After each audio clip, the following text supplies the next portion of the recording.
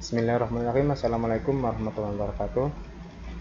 Kali ini akan saya jelaskan tentang termokimia bagian 3, yaitu penentuan delta H0 reaksi dengan menggunakan kalorimetri. Nah, sebenarnya penentuan perubahan entalpi reaksi itu ada banyak cara.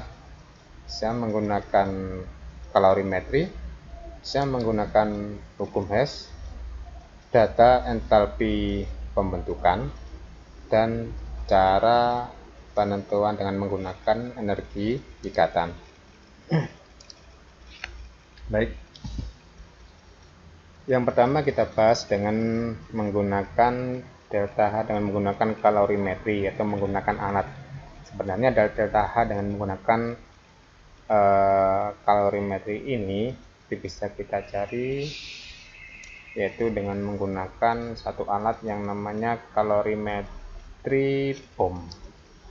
Jadi diagramnya gambar seperti ini. Jadi nanti di sini ada pengaduk, di sini kemudian ada air, visual air, kemudian di sini ada termometer, kemudian di sini adalah tempat reaksi. Tempat reaksi biasanya reaksi pembakaran di sini, sehingga nanti prosedur kerjanya ketika zat ini bereaksi atau dibakar, maka kalor nanti akan berpindah ke air. Kemudian dari air ini dihomogenikan melalui pengaduk stirnya, kemudian terbaca oleh termometer. Nah, nanti kita bisa menentukan harga delta H-nya, bahwasanya kalor dari kalorimetri ini didapat dari Q sistem ditambah dengan Q kalorimetri. Q sistemnya ini ditambah dengan Q kalorimetri. Q kalorimetri didapat dari Cp dikali delta T. Cp itu adalah kapasitas jenis kalorimetri, delta T itu adalah perubahan suhunya. Itu untuk mencari Q kalorimetri. Untuk Q sistemnya kita bisa mencari dari persamaan M C delta T, di mana M ini adalah massa zat, massa ada di sini, massa air maksudnya. Kemudian kalau jenis air, delta T adalah perubahan suhu. Sehingga delta H reaktifnya bisa kita cari dari Q total dibagi dengan mol zat. Mol zat ini adalah mol yang terbakar yang bereaksi di dalam sini. Baik, kita lihat berikutnya. Nah, untuk menentukan delta H reaksi, kita juga bisa menggunakan kalorimetri sederhana dengan menggunakan wadah styrofoam yang ditutup seperti ini, tutup gelas, kemudian di sini dikasih dengan termometer. Beda dengan yang kalorimeter bom tadi, karena sederhana maka nanti kita bisa mencari delta H reaksinya dengan menggunakan Q total sama dengan Q sistem ditambah Q kalorimetri sama. Cuma permasalahannya Q kalorimetrinya itu sama dengan 0, tidak bisa menyerap kalori, sehingga nanti harganya sama dengan 0. Sehingga Q totalnya itu sama dengan Q sistem saja, hingga persamaannya adalah MC delta T. Kenapa Q totalnya hanya sama dengan Q sistem? Karena Q kalorimetrinya itu sama dengan 0. Karena di sini kalorimetrinya adalah kalorimetri sederhana. Baik, kita ambil contoh. Baik, contoh soalnya adalah di dalam suatu kalorimeter bom itu direaksikan 0,16 gram gas metana dengan oksigen berlebih, itu artinya dibakar, maka nanti akan ada bersama reaksi pembakaran seperti ini. Dari pembakaran itu ternyata terjadi kenaikan suhu 1,56 derajat Celcius atau delta T-nya.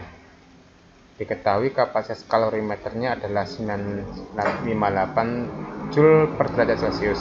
Kemudian massa air dalam kalorimeternya adalah 1000 gram. Kalau jenisnya 4,18, yang ditanyakan adalah tentukan kalor pembakaran gas metan dalam kilojoule per mol. Jadi artinya yang ditanyakan adalah delta H-nya. Kalau saya punya kalorimeter seperti ini, maka nanti ada beberapa pembagian. Jadi perubahan suhunya delta T-nya 1,56. Kemudian massa air yang ada di sini itu adalah 1000 gram dengan kalori jenisnya 4,18. Kemudian kapasitas kalorimeternya itu 958 Joule per derajat Celcius. CH4 yang dibakar di sini sebanyak 0,16 gram. Sehingga kita bisa mencari Q system dulu. Q system sama dengan MC delta T, masanya 1000, C-nya 4,18, delta T-nya 1,56, sehingga kita dapatkan Q systemnya 6520 Joule. Kemudian Q kalorimeternya CP delta T, CP-nya di sini adalah ini 958, delta T-nya 1,56, Q kalorimeternya ketemu 1494 Joule. Sehingga Q totalnya ketemunya adalah 8014 Joule. Bagaimana nanti menentukan delta H-nya? Kita mencari molnya dulu. Molnya di sini adalah massa CH4 yang dibakar dibagi dengan MR-nya, ketemu 0,01 mol. Sehingga delta reaksinya adalah Q totalnya tadi 8014 Joule dibagi 0,1 mol, ketemu 801.400 Joule per mol atau 801,4 kJ per mol. Ini kalau soal kalorimeter bom. Bagaimana dengan soal yang kedua? Ini dalam satu kalorimeter direaksikan ada NaOH dengan HCl, suhunya naik 25 derajat Celcius menjadi 31. Kalau jenis airnya segini, massa jenisnya segini. Nah, ini garis bawahnya, kalorimeter tidak menyerap kalor. Itu artinya Q kalorimeter sama dengan 0.